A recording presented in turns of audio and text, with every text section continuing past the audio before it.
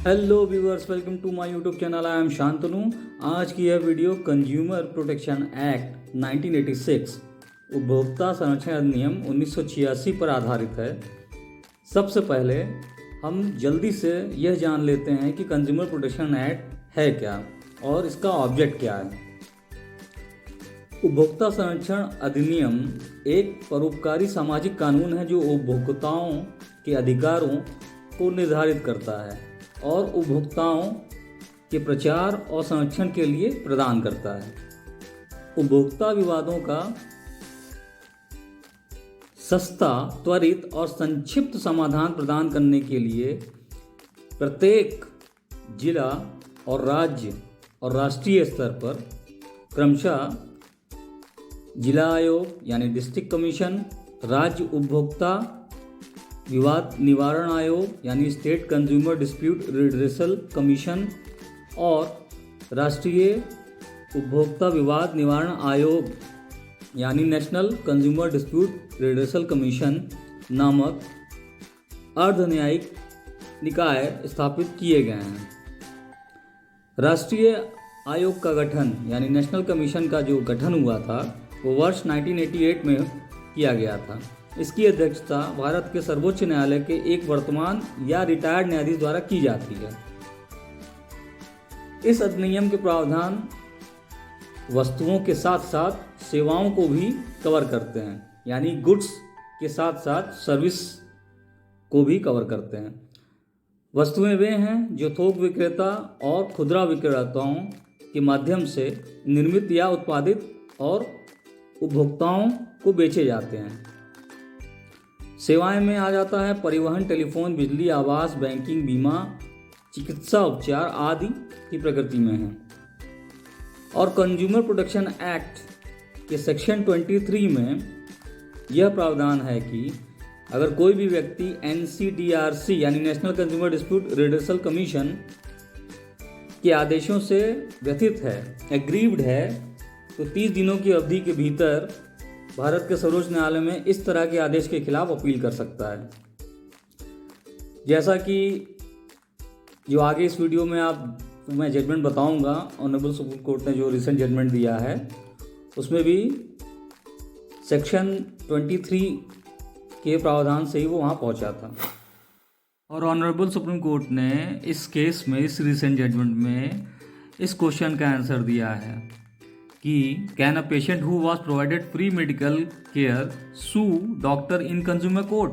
क्या एक रोगी जिसे निःशुल्क चिकित्सा देखभाल प्रदान की गई थी उपभोक्ता न्यायालय में डॉक्टर पर मुकदमा कर सकता है?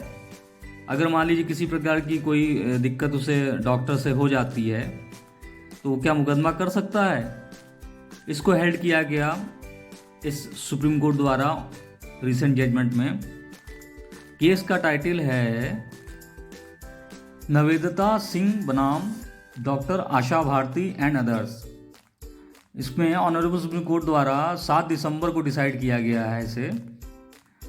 इस मामले में सुप्रीम कोर्ट ने दोहराया है कि अस्पताल की ओर से मुफ्त चिकित्सा सेवाएं प्रदान करने वाले डॉक्टर पर भ्रामक या छलपूर्वक व्यवहार के लिए उपभोक्ता संरक्षण अधिनियम के तहत मुकदमा नहीं चलाया जा सकता है। यानी the supreme court has reiterated that a doctor providing free medical services on behalf of the hospital can not be sued under the consumer protection act for deceptive practices. इस केस की PDF लिंक भी description में provided की गई है, आप लोग download कर सकते हैं।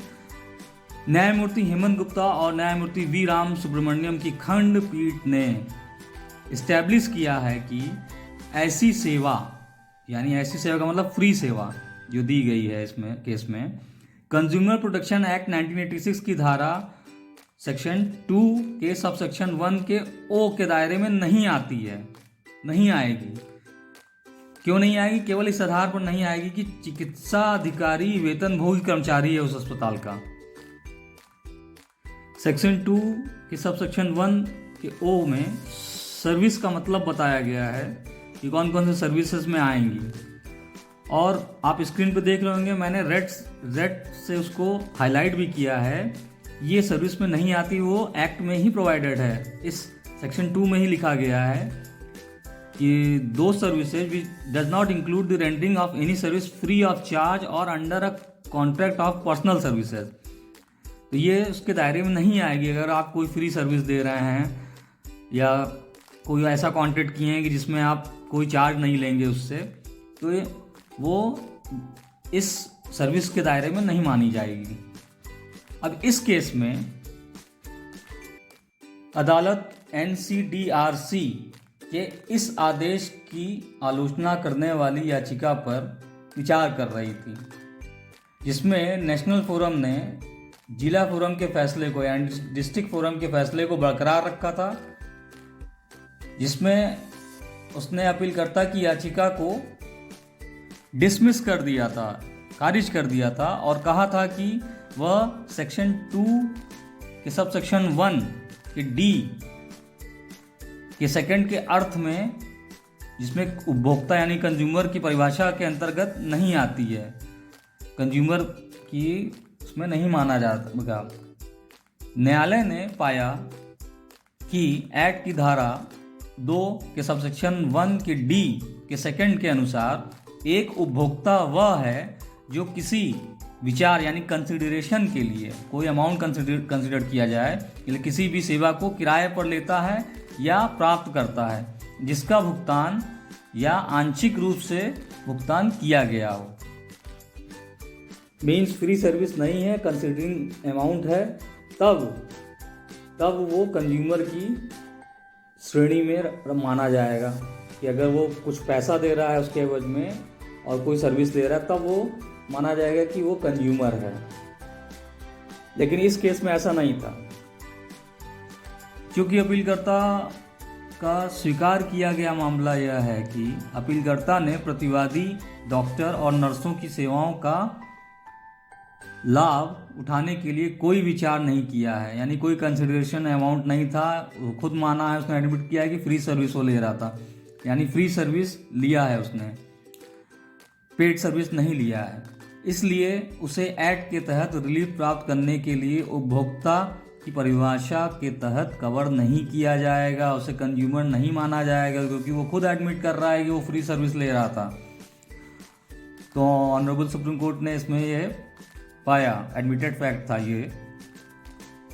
अब ऑनरेबल सुप्रीम कोर्ट ने अपीलकर्ता के वकील की इस दलील को खारिज कर दिया कि प्राप्त सेवा के लिए भुगतान अधिनियम के तहत शिकायत दर्ज करने के लिए एक आवश्यक इंग्रेडिएंट्स नहीं है, और Indian medical association versus VP Shanta और अन्य में SC के फैसले का हवाला देते हुए सेवा शुल्क की प्राप्ति पर भरोसा किया।